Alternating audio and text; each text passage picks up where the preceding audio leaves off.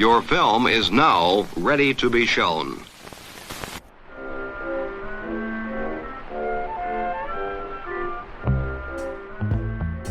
Good morning.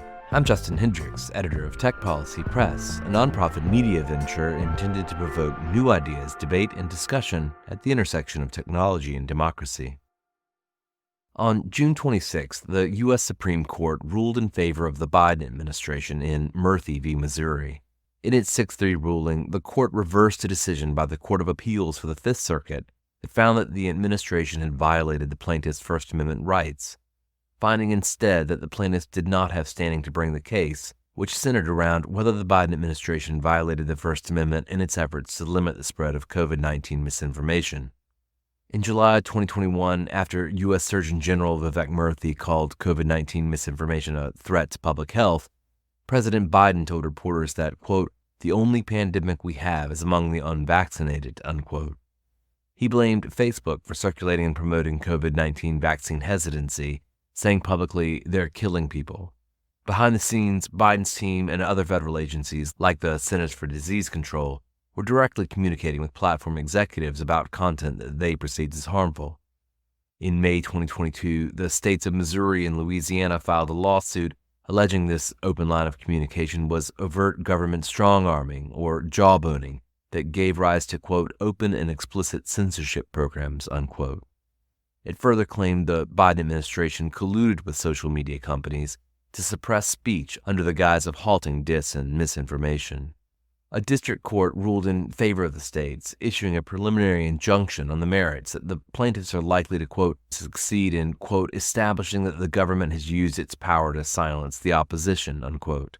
The Fifth Circuit largely upheld the injunction and the central premise that the Biden administration's actions had violated free speech rights under the First Amendment.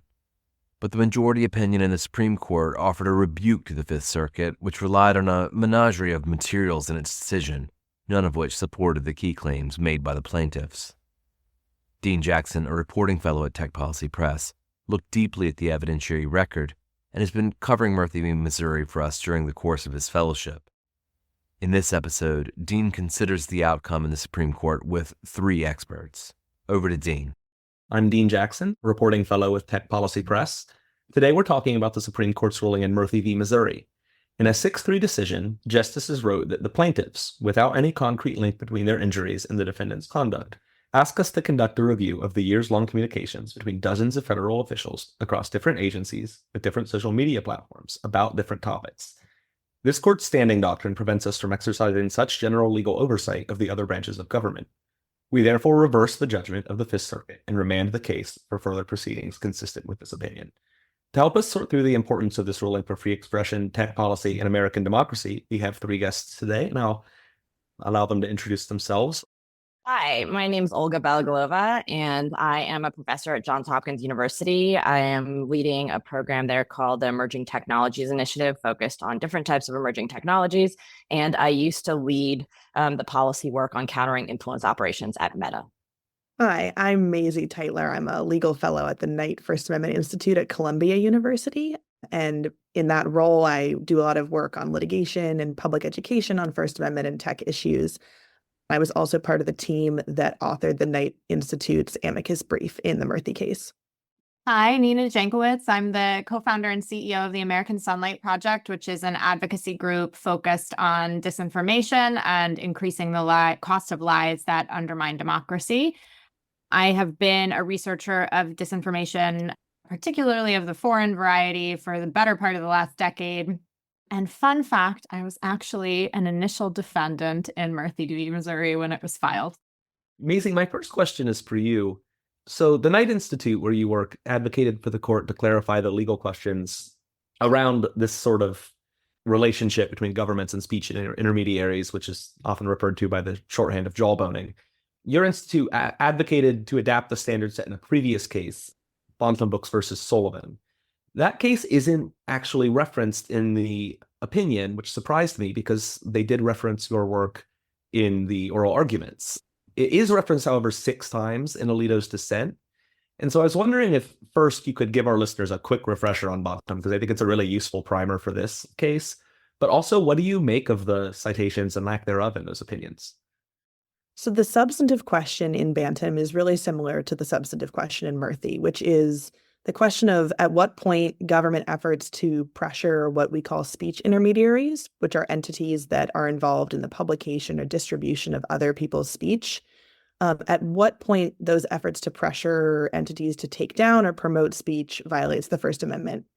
So until this year, Bantam Books was the most recent Supreme Court decision on that question. It was from 1963, which is a very long time ago. And in that case, the plaintiffs, who were publishers, challenged the actions of a Rhode Island State Commission that was created to protect minors from obscene or offensive materials. And that commission would send notices out to book distributors, so the people who take the books from the publishers and help get the books placed into bookstores or libraries. And those notices threatened prosecution unless the distributors would pull specific books or magazines from circulation. And the commission would then follow up on its requests, send police officers to booksellers to see if they were complying with what it directed them to do. And unsurprisingly, most distributors would refuse to fill new orders for materials that the commission deemed unfit and would send field workers to remove unsold books from retailers' shelves. So the Supreme Court back in 1963 held that those actions were together a scheme of informal censorship that violated the First Amendment that was designed at intimidating book distributors and retailers with criminal prosecution and resulted in the suppression of this protected speech that the publishers were putting out.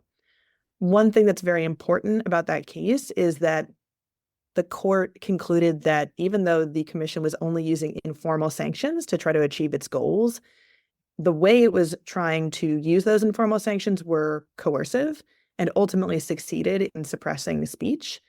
And the court tried to draw this line and acknowledge that not all communications with intermediaries about speech necessarily violate the First Amendment. And it explicitly preserved a role for government in kind of consulting and aiding intermediaries to comply with the law, and also reserved this right to make purely advisory and non-coercive communications. So a number of courts in the years in between 1963 and now had interpreted that to mean that there's this line that matters between government persuasion, which is allowed, and coercion, which isn't allowed. But obviously the factual context around Bantam is really different than the factual context around Murthy. So my colleagues and I here at the Knight Institute really hoped that the court would address some of the substantive questions that were raised by the plaintiffs. And ultimately, I think the reason the majority's opinion doesn't cite Bantam is because it was at this early stage, and it was about standing. And standing is this legal doctrine that is basically used to determine who is the right person to bring a case, when you can and can't sue. And the plaintiffs had sought a preliminary injunction, which is an early order to ask a court to tell a defendant to stop doing some allegedly harmful behavior. The injunction at the Supreme Court was struck down because the court thought that the plaintiffs didn't meet the standing requirements to receive the injunction in the first place. So it's no longer in effect, which means the case now goes all the way back to the district court for additional proceedings. And the plaintiffs have said they want to get more discovery, to get more evidence to prove their claims. But ultimately, to your main question about why Bantam didn't come up, because the court didn't answer the substantive questions, it didn't expressly state that Bantam was the right framework for analyzing these specific claims. But we can maybe try to read the tea leaves a little bit and say standing is related to the merits. So you need to demonstrate when you want prospective standing that there's a likelihood you'll be injured in the future. And the court suggested at a few points in its opinion that coercion, which is the standard that's derived from Bantam, may be the right way to analyze these claims. And so one way to read this ruling is effectively that this generalized pressure campaign isn't enough to demonstrate the likelihood of future injury that might violate the First Amendment, and that you might need some more specific pressure. And the reason that the opinion comes up more in Alito's dissent is because he thought that at least one of the plaintiffs had standing, and so he went on to discuss the underlying questions and applied Bantam. And I guess I'd be remiss to mention that the court did reaffirm and apply Bantam in the other job owning case before it this term, NRA v. Vullo. And we can maybe guess that the court would be likely to apply that test in a case similar to Murthy, but it's not 100% clear because it didn't reach the substantive questions in this case how it would apply in the social media context. Long answer. No, that's great.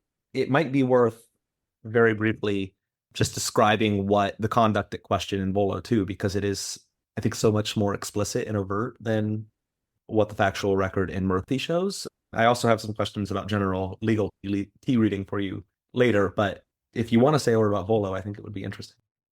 Sure. So NRA v. Velo was a case that was brought by the National Rifle Association related to various actions that Maria Velo, who used to be the superintendent of New York's Department of Financial Services, took. And the NRA alleged that Velo violated the First Amendment in her communications with these regulated financial parties that were offering certain NRA affiliate insurance programs. And some of those insurance products were unlawful under New York law.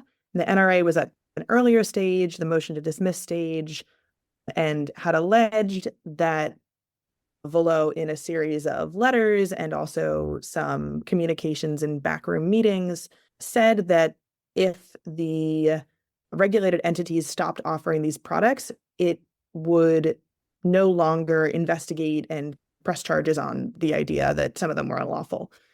And the NRA lost its argument below, but ultimately the Supreme Court on appeal said that was a kind of good enough, close enough pleading that the case should move beyond the initial motion to dismiss, and the plaintiff should be able to test whether they can get discovery and get more evidence and see whether the case should proceed. Nina, I want to turn to you, because your organization, you recently stood up a new organization called the American Sunlight Project, which has done some research on the actors who supported this case as it made its way all the way up, and now it seems all the way back down the legal system. In the interest of transparency, I should disclose that I helped with some of that research, and although we've known each other a long time, long before you started American Sunlight, and you're not currently paying me and didn't pay for access to this podcast. Correct. But I do wonder if you could tell us about the network of journalists, lawyers, billionaires, and politicians who essentially helped this case, built on the foundation of a conspiracy theory, make it all the way up to the justices. Yeah. So without giving too much away of that report, which will be coming out, if all goes well, later this July, I think that the important thing to note is that there are some, let's call them bloggers in this sphere, who have made some pretty wild allegations about the way content moderation practices at social media platforms are influenced by the federal government and by independent academic researchers. These bloggers, I feel like they're kind of a little like Voldemort. I don't want to say their names to give them extra amplification, but these folks have made these allegations in ways that have benefited them monetarily because they're doing them on Substack. So every time they make a salacious allegation, it generates more income for them, more subscribers. They raise just enough questions to bring up a potential congressional investigation. And we haven't yet mentioned Jim Jordan in this podcast, so I feel like now is as good a time as ever. So Congressman Jim Jordan, as I'm sure many listeners and readers of the Tech Policy Press podcast and Tech Policy Press writ large know, that Congressman Jordan has been, since he gained chairmanship of the House Judiciary Committee, issuing subpoenas and requests for documents, transcribed interviews and depositions, not only among the disinformation research community, but among many federal officials as well. When he issues those requests for documents, somehow those documents then end up in the hands of folks like Stephen Miller at America First Legal, who has been one of the big backers behind suits like this. And I think that's a really important point too. We're talking about SCOTUS today. We're talking about this, important decision, but this is one in several cases that have been really targeted at not only, again, disinformation researchers, but individual parts of the federal government in order to hamstring them ahead of the 2024 election from responding to all of the disinformation that we're seeing. That is the broad kind of information laundering cycle that we have seen and that we map out in this report. And then the other thing that we lay out, in addition to laying out what's at stake financially for the bloggers who are making these claims, we look at the funding going into entities like America First Legal, which is supported by some of the largest conservative donors in the political ecosystem. We're talking tens, if not hundreds of millions of dollars over years. Certainly year over year, we're looking in the high tens of millions of dollars. And so this isn't just thinking about somebody's speech who's been who's been harmed, right? This is a very deliberate and concerted effort from the conservative ecosystem in order to pressure independent researchers, tech platforms, and the government again ahead of the 2024 election. And without saying that they're winning, I mean, I think there are so many people who are standing up to this very bravely, and we're trying to help them as much as we can. And certainly, I mentioned before, I was one of the initial defendants in what was then Missouri v. Biden, which again belies how ridiculously politicized the case was, and we can explain some of that later. But it is definitely a huge amount of pressure on the research community, and it is extremely well-funded and coordinated pressure. And I just want people to recognize that this isn't just something that's organically coming up through the legal system. It is, by every definition of the word, lawfare.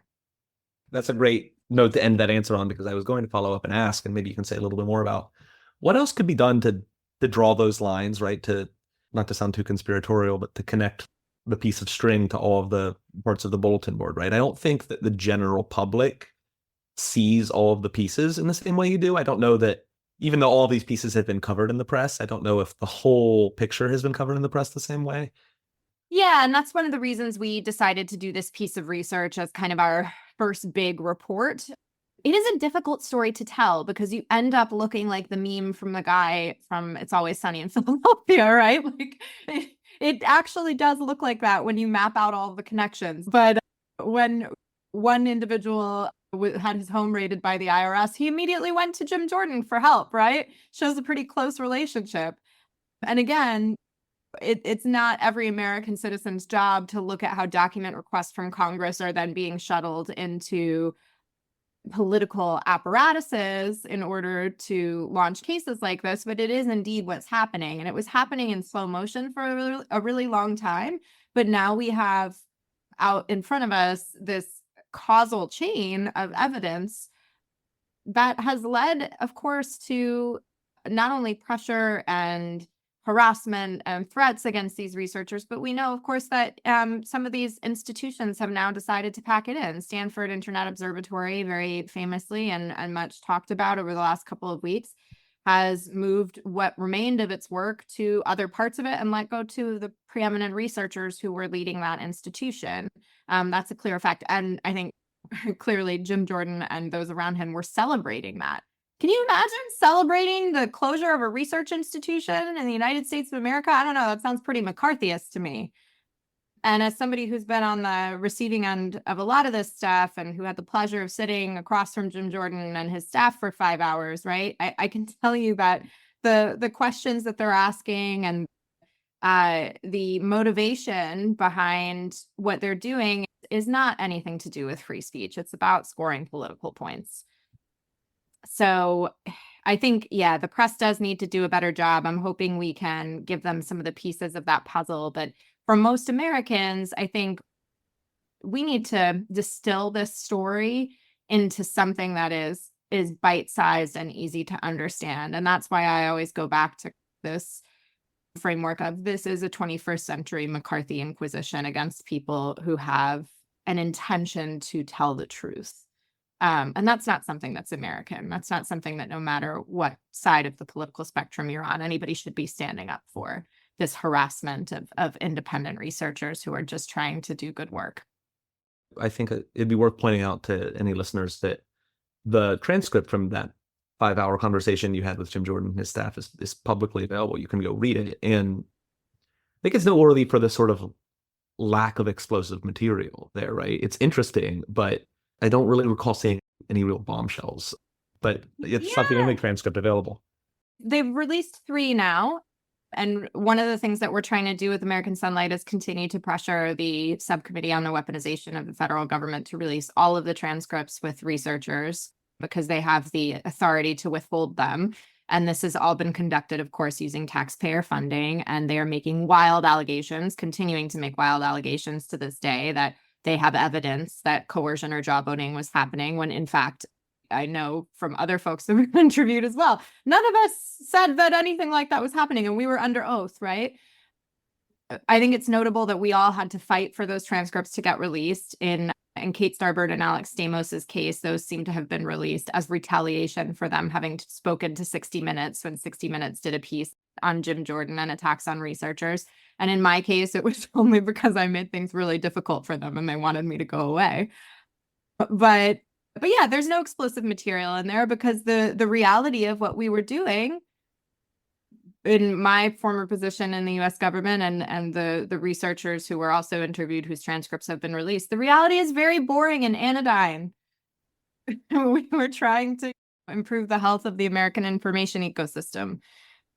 And I guess for some people that is something that is explosive, but we're just people and we got caught on the wrong end of a political fight. Speaking of the health of the information ecosystem, I want to turn to Olga. Olga, you previously led Meta's policy team that worked to counter influence operations. Meta and other social media platforms mostly stayed silent about this case. NetChoice, the industry lobbying group that they're members of, filed an amicus brief, but it filed in support of neither side. And I just wondered if, as a former threat investigator, you could help us understand the implications of the ruling for 2024 and subsequent elections, especially from the perspective of people working in trust and safety policy now. How important are the kind of communications between government and platforms that were restricted by the preliminary injunction issued earlier in the case? How did those communications affect your work? Yeah, so I would say in my experience, those communications were extremely important. In fact, the timely communications have been actually pretty crucial for elections integrity work in the past. And I can give you some very specific examples of that, one from 2018 and one from 2020, but there are many others, and not just from the United States of America. So in 2018, the Russian Internet Research Agency, which I led the investigation on back in 2017 through 2019 at Meta, they were attempting to run what we would call a perception hacking operation. They created a website purporting to have interfered significantly in the midterm election in 2018, and even had a fake whistleblower put out a YouTube video pretending to have quit the troll farm and saying that this is all the stuff that we did. Now, most people in the United States, or even maybe most of you on this call, probably never saw that video. And the reason for that is timely intelligence sharing.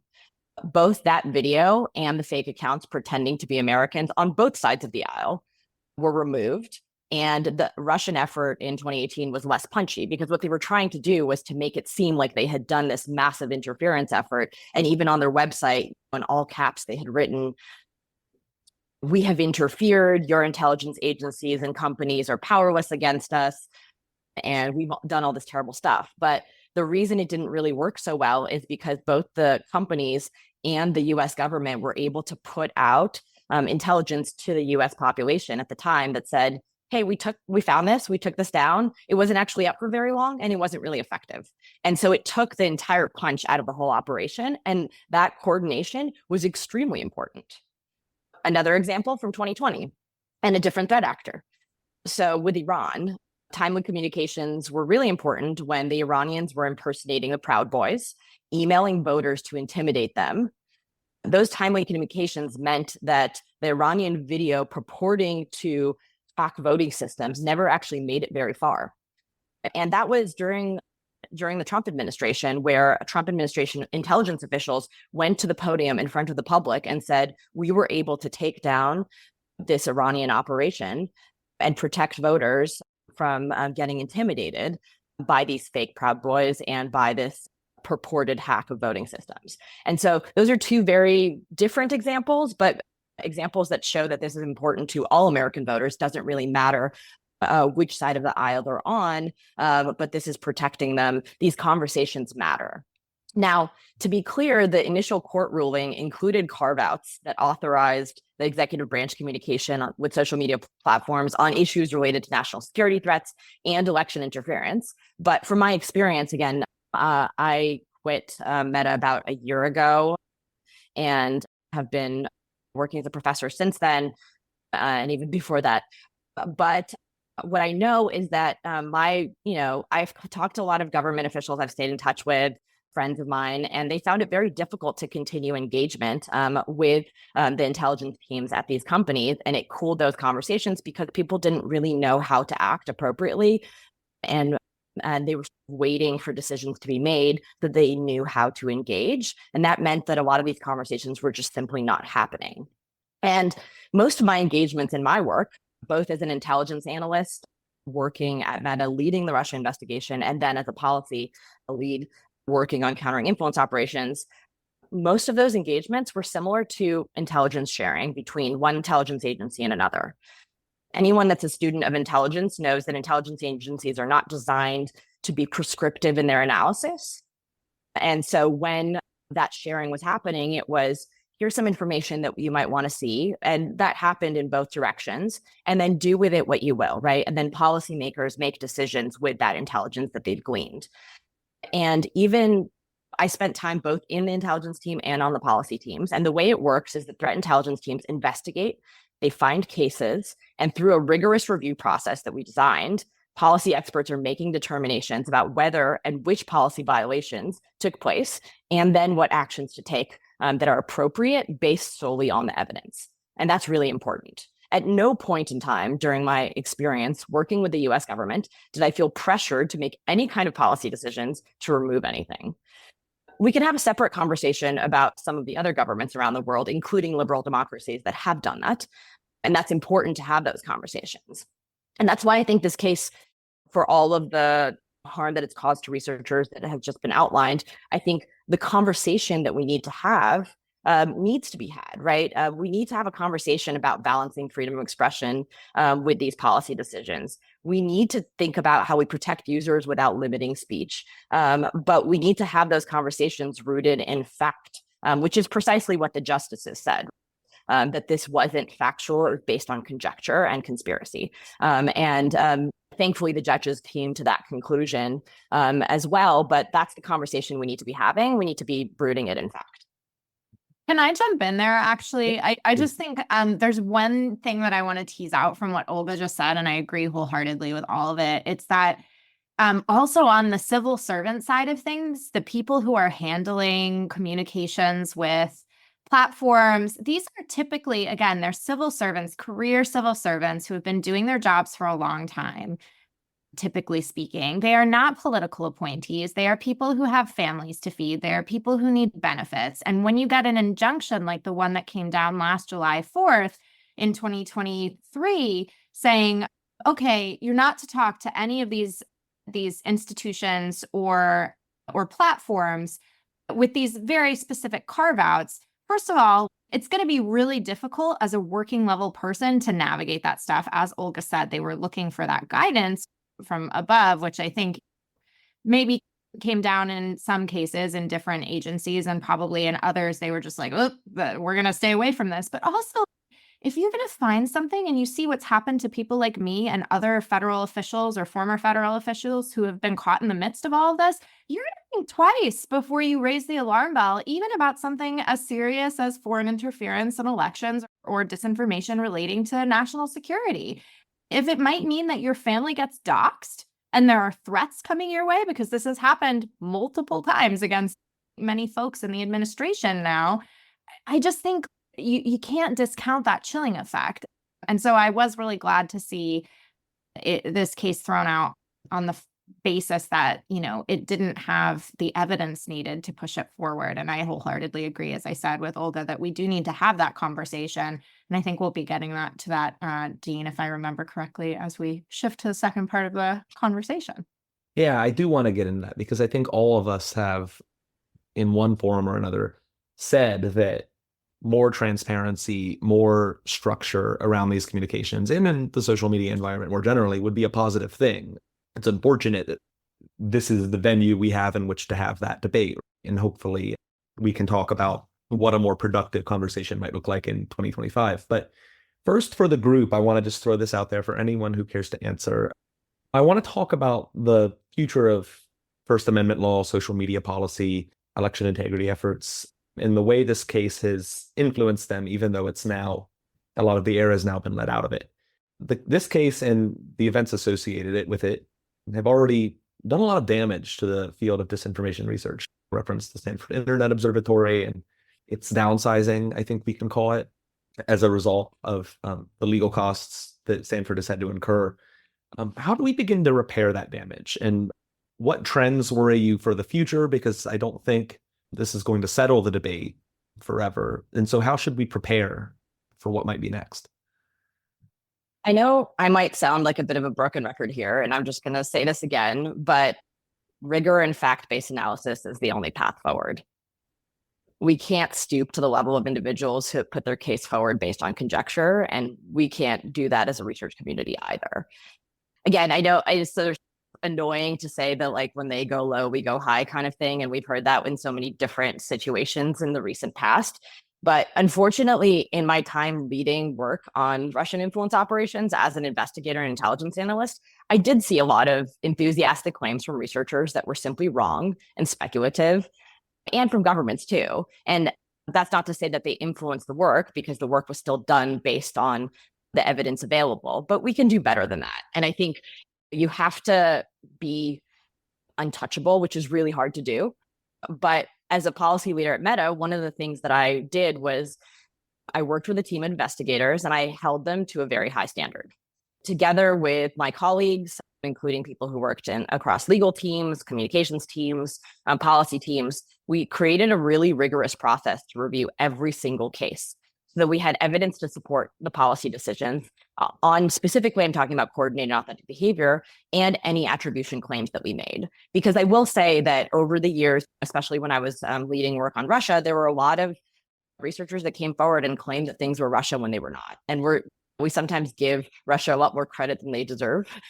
And we also have to make a very clear distinction. I know, again, I'm a broken record on this, and it's the thing that I've become famous for, but really bugs me when we say misinformation and disinformation in one sentence, because they're different things and they mean different things. And saying them together, blurring them together, putting a slash between them only serves to help people like the ones that put this case forward, because it makes it confusing, right? When people are engaging in speech versus a deliberate effort to deceive. We have to make a distinction with how we talk about these problems so that people understand that when we're dealing with people who are lying because they are misinformed, that there is a different set of policies that address those things. And when we're dealing with foreign interference threat actors, there is a completely different set of policies, right? People are not, the punitive actions are different because the person who is misinformed just does not know any better. And so how do we make policies that actually help those people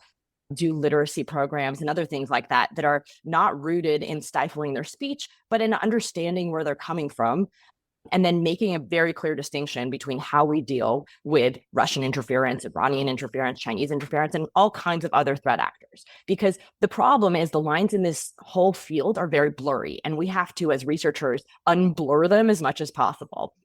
Because over the years, when we were looking for foreign interference cases, our investigative team found a lot of domestic cases around the world where governments were trying to influence their domestic populations and were creating fake accounts to do that.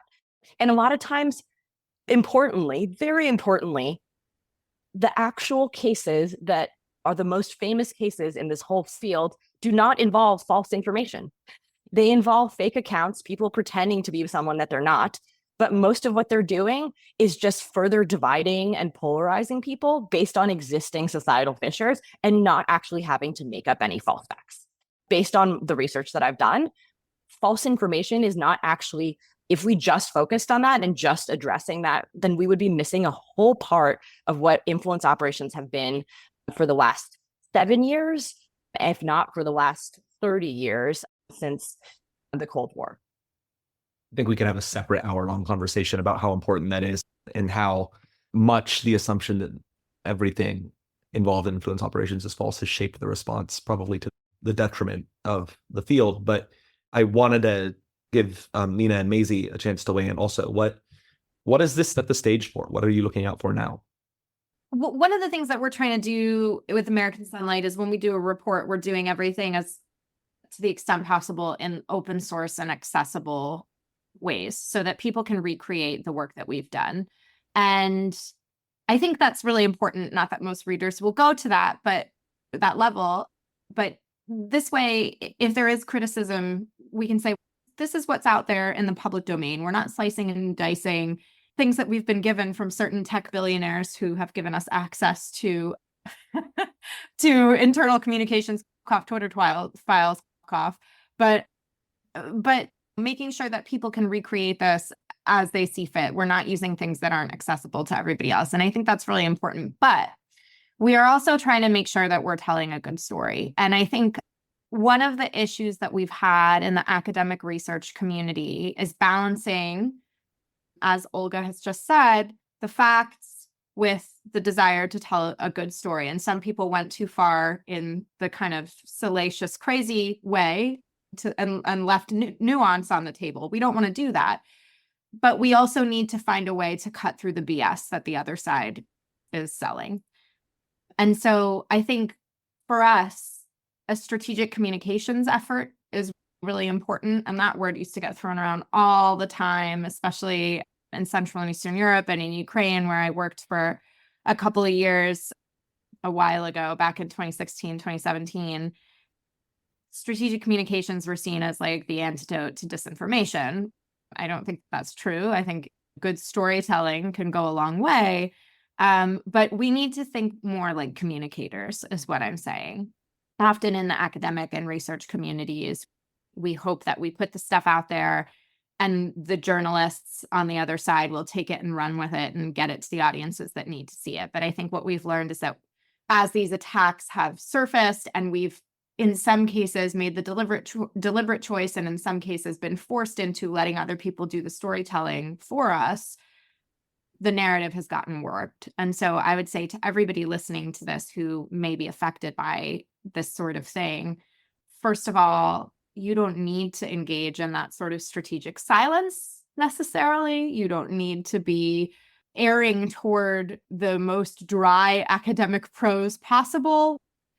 Think about how you would describe something if you were trying to tell an aunt, an uncle, your parents about what you do in layman's terms. That's the story that we really need to tell, and tell it in human terms. That's something that's really been key to my efforts over the past 2 years since I resigned from government and fell victim to some bad communications myself. I think we can't discount how important they are as we go forward, because the other side is telling a really good story right now. And that's part of the reason this case made it as far as it did. It's a story made for TV, right? It's the foundation of Murthy v. Missouri is a storytelling effort. Of course, it's dramatic and eye-catching. And on the other side of it are institutions that are set up very much to do their work in the background in a technocratic way. And really, if you're doing it not in a way that is designed to create sensationalism or to attract attention. And we have to learn, I think, you're right, to respond to the sort of reality television show that the people who you've talked about being behind this case are putting on with something that is both truth-based and compelling, which is a hard tightrope to walk, but it has to be in the mind of everybody who's responding to these things. Mayze, do you have any thoughts on, especially since you bring such a valuable and different perspective to the conversation, on kind of what's next for free speech litigation? Yeah, I have a few different thoughts. And I guess maybe I'll start with a little bit of optimism that I feel coming out of this decision. So the first is that even though this case, as we all know, was mostly about government communicating directly with the platforms, it did, because the pleadings were very muddled and the record was very lengthy, 20,000 pages, it sometimes implicated private actors like the Stanford Internet Observatory, like the Election Integrity Project. And something that I want to highlight and that I really hope the lower courts are super attentive to is that in the opinion, Justice Barrett's opinion notes that for one of the plaintiffs, his content was flagged by the Election Integrity Project rather than a public entity. And the court used that fact to support, as to his standing argument, the conclusion that his injuries just weren't closely connected enough to government action to support a legal First Amendment job-letting claim. I think that's a really heartening fact that the court intentionally highlighted to hopefully preserve a little more breathing room for independent researchers. And I think it's easy to see in that a repudiation of these sort of attempts to muddy all these facts together and implicate private researchers, implicate the government, and make it a bigger and more complicated conspiratorial type of case than there may actually be any grounds to support. So I'm really, really heartened by that, and the fact that the court's ruling generally in the standing context repudiates this narrative that there was a vast government conspiracy to coerce platforms into censoring speech, even though we can be frustrated that it didn't reach the merits of the case. Kicking the case out on standing is a rejection of that attempt to muddle things together and implicate independent researchers. And I think it's very good that we aren't living in a world where many more independent, non-government affiliated researchers' work is even more threatened by a decision that lumps them in as government actors just by virtue of communicating with the platforms. I guess I also want to take seriously the idea that although this isn't the world we're maybe living in right now, when there are concrete instances of government pressure that's intended to suppress content, that is concerning. And so if you saw government investigations in the future, one implication of this decision is that those investigations would hopefully be focused on more concrete instances of censorship if they exist, rather than, as we've seen so far, propping up these broad allegations of government coercion in a way that can then be weaponized against researchers. And so I think the silver lining of this case is that these efforts to paint really broad government campaigns to influence content moderation with a really broad brush and deliberately muddy the waters are less viable as a legal theory. And it seems less likely after today's ruling that communications that come out in the course of those types of investigations will actually lead to any liability for government actors. So hopefully that will incentivize people who want the government to be involved in communicating and providing an accurate source of information from trying to bring as much of this litigation. We'll only be able to see with time. And as has already been correctly highlighted, there are plenty of these job-butting cases moving in various different types of theories in the lower courts, and we'll have to see how the lower courts handle them for now. At the same time, it's extremely disappointing that going into an election cycle, we have so little guidance on the limits that the First Amendment places on government efforts to pressure, because we have this avalanche of hearings and litigation on this topic that's already done so much damage to the field of disinformation research.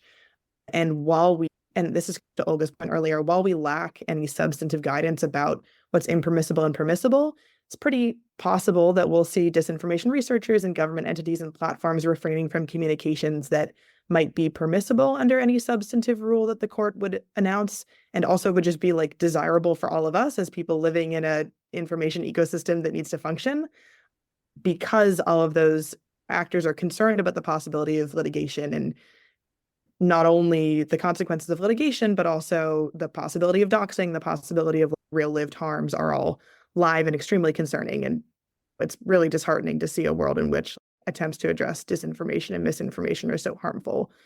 And again, at the same time as, and Renee DiResta made this point really cogently in a guest essay for the New York Times last month, but all these efforts to undercut disinformation research are coming at a time when AI-generated audio and video and text is being used more frequently and more efficaciously to influence election outcomes, and trust in traditional media sources is really low. So I don't know how you go about addressing all of those really real harms, but it is the one implication of this decision not being substantive is that we just don't have more clear guidance there, and that's really concerning.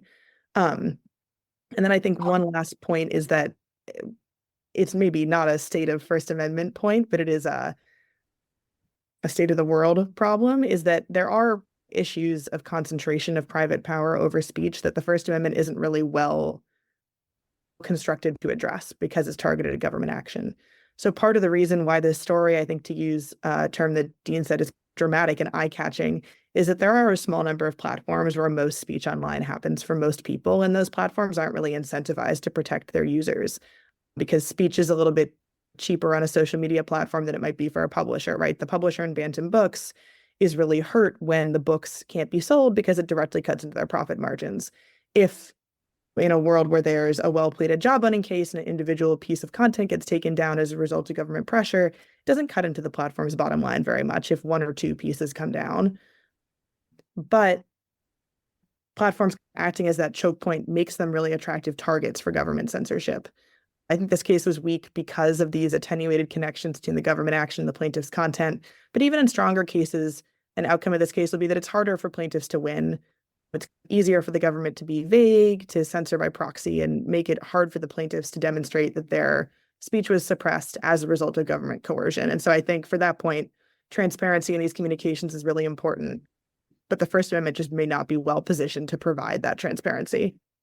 And I'll just really quickly add, I mentioned this a little bit earlier, but I think we're talking about the United States here, but there are other countries where this kind of activity and countries that you may not expect, right?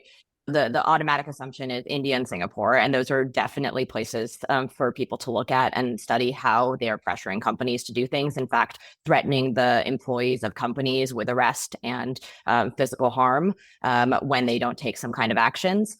But there's also countries like Lithuania where they basically have this pretty crazy anti-bot law that is going to fine companies and threaten them for not taking down things that the Lithuanian government deems to be bots, right? And that's a very loose interpretation. And so it's basically based on what one researcher in Lithuania tells the Lithuanian government is bots. And so that's a little bit scary, right? Like you think about some places where exactly what Mayze just described is happening, where, and the reason, obviously it sounds like a talking point when the companies are asking for regulation, but I worked with a lot of lawyers, really well-meaning, smart lawyers who are cybersecurity, who experts in cybersecurity law, worked at the Justice Department. And the reason the companies are asking for regulation is because they want guardrails, just like the government does, to understand what can and cannot be done, because otherwise they're having to make these decisions all over the world on their own and subject to lawsuits like this one. We've touched on this point a few times now, and Nina, you wrote recently a piece for MSNBC explaining not just how this crusade against counter disinformation efforts affected you personally, but you used the piece to say that legislators have really punted on kind of legitimate questions about social media oversight and transparency. You say that you hope in 2025 a new Congress might prioritize these issues. What specifically would you advise the next Congress to consider doing? And in the range of things they could do, which ones are most important? Yeah. First of all, a girl can dream, right? I don't know if we're actually going to get a Congress that is willing to deal with these issues. It's been, I feel like Rose and Titanic. It's been 92 years, and I still smell the fresh paint. I still feel the issues that we've had over the past 8 years that people have been begging for the members of Congress to solve, and they've done nothing about it. We haven't had a single piece of tech regulation passed that addresses any of the issues that the tech companies or citizens have been asking for. We can't even get regulations around non-consensual deepfake pornography passed. And it's not like that's been a new issue. People have been bringing it up for 8 years. So I'm frustrated with them. But back to your original question, I think the most important thing is some oversight and transparency legislation. And to bring up Stanford again, Nate personally at Stanford had a really great, I thought really great proposal for a bill that he worked with some folks in Congress on, and I'm forgetting the exact name of the proposal now, but it looked to share data with research institutions and provided mechanisms for that to happen, so that when we were having conversations about how social media content regulation or content moderation was happening, we were having it based on facts instead of based on these tiny snippets of hearsay from whistleblowers, from leaks, from FOIA requests, if things went to Congress and other branches of government, et cetera. And I think having that fulsome conversation is the place that we need to start when we're talking about any tech regulation in the future. Because as I said, right now we're operating almost entirely in the dark based on the little snippets of information that we have. So we need to start there with some transparency regulation. I know Tech Policy Press has done a lot of work on the DSA. We are in the midst of figuring out how their disclosures and data access provisions are going to be working in Europe. I'm not saying that model is going to be the one that the United States settles on, but something in that vein that allows anybody who has the correct credentials, which of course is the sticking point, right? Who do you give the access to and who do you not give it to? And to access that data and tell those stories to the public, I think is where we need to start. We could go on for hours talking about other stipulations for regulation, but that's where I see the most important first step. And then from there, the rest of the regulation can trickle down. Yeah, I think the name of the draft bill that Nate personally submitted was the Platform Accountability and Transparency Act. Mayze, I wanted to ask you a couple of follow-up questions too. First off, we haven't really talked about the net choice rulings regarding the Florida and Texas laws. And those are, of course, a little different because they do deal with sort of state efforts to compel different types of speech from the platforms. But it does strike me that the people who have been advocating for those laws are now 0 for 3 on these cases. I wonder if that could be surprising to some observers since it is a tilted court, a 6-3 court with a conservative majority. So I wonder if you might want to talk about that, but I also wondered if it matters that the plaintiffs in this case represented users who felt their speech had been infringed upon rather than intermediaries who felt that they were pressured. And if a future case brought by a platform, let's just say X, if that might have attracted more sympathy from the justices. We're in the land of speculation here, but I am curious what you think, as you said earlier, the legal tea leaves might suggest. Yeah, hopefully I can maybe answer those kind of two parts of your question together. So I think it does matter to some extent that the plaintiffs here were users and not the intermediaries themselves. So if a platform like X were to bring a suit like this, they'd probably be either asserting that their own editorial judgment is being harmed, posts they choose to keep up, the ones they choose to take down as being influenced by the government's action, or they'd somehow be trying to argue, I think, that their editorial judgment's being influenced in a way that harms the speech rights of their users. And there's obviously a little bit of conceptual overlap between that and the argument in Net Choice that the platforms are kind of editors under the First Amendment and so are entitled to editorial discretion. I'm not an expert on Net Choice, but I think one kind of good upshot of that case is that the court, rejected the very broad arguments that were made by the states and the very broad arguments by the social media platforms. So it recognized that the platforms have editorial judgment that maybe matters under the First Amendment, but dismisses, and I think for good reasons, that all regulation in this sphere is categorically unconstitutional. And if we were to see a case similar to this one brought on behalf of the platforms, you might see a job-winning case or a job-winning-esque case that would be more likely to succeed because a platform is just better positioned to demonstrate the relationship between the request and its own policies. There's less of these attenuation issues that affected the plaintiff's standing in Murthy, and that might be a stronger case. At the same time, for the reasons I was saying earlier, platforms don't have amazing incentives to bring a lot of these cases as litigation.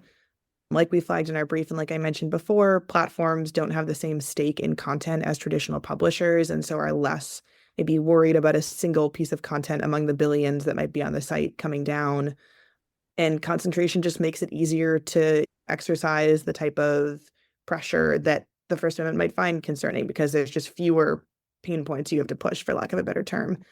Alito made a lot of this kind of related issue in his dissent that platforms, although they're rich and powerful, can be vulnerable to government pressure, not only for the reasons I just said, but also because they are dependent on Section 230 immunity and vulnerable to antitrust litigation. And so I think it's hard to know for sure, and it's hard to know what kind of theory a platform might put forward. But I think coming out of this term, we know that the Supreme Court is willing to recognize at least some First Amendment editorial discretion rights in the platforms, and also that they want more clear evidence of a relationship between the challenged government action and the content and the plaintiff. And a platform may be much better to produce that than an individual user.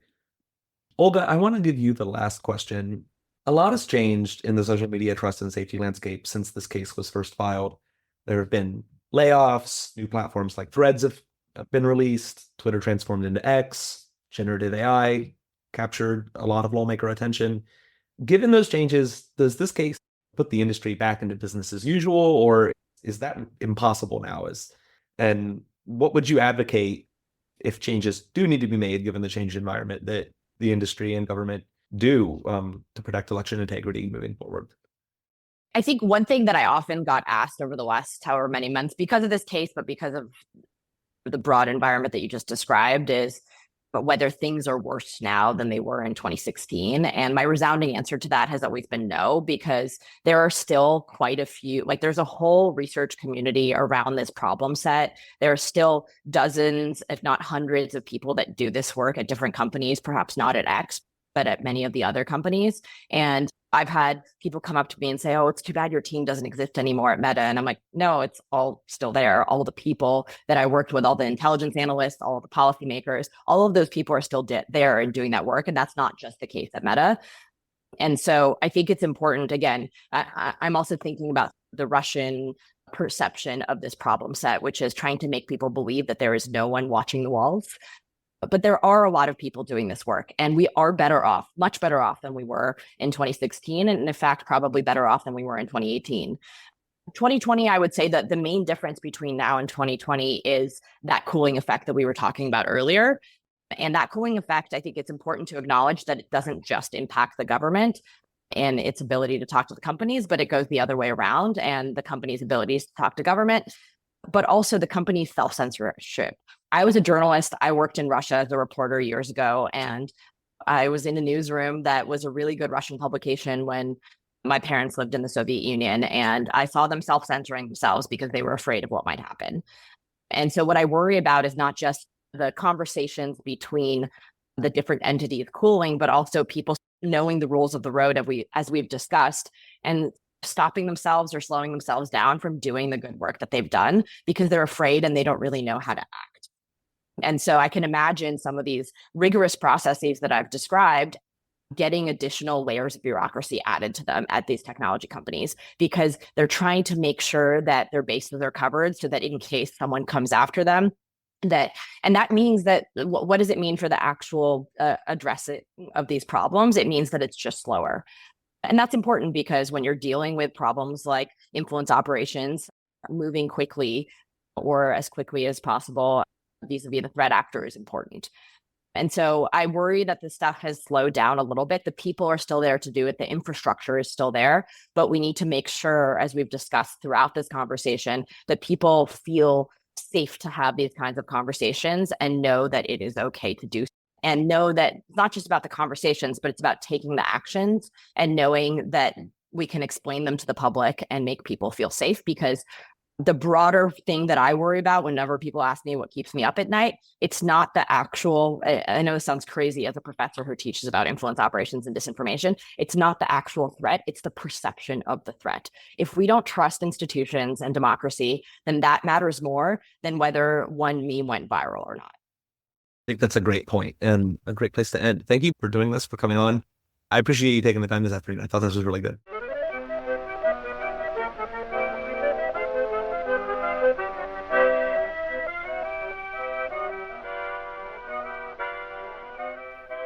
That's it for this episode. I hope you'll send your feedback. You can write to me at justin@techpolicy.press.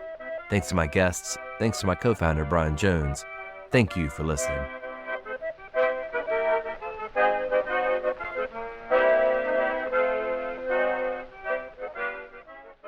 Tech Policy Press.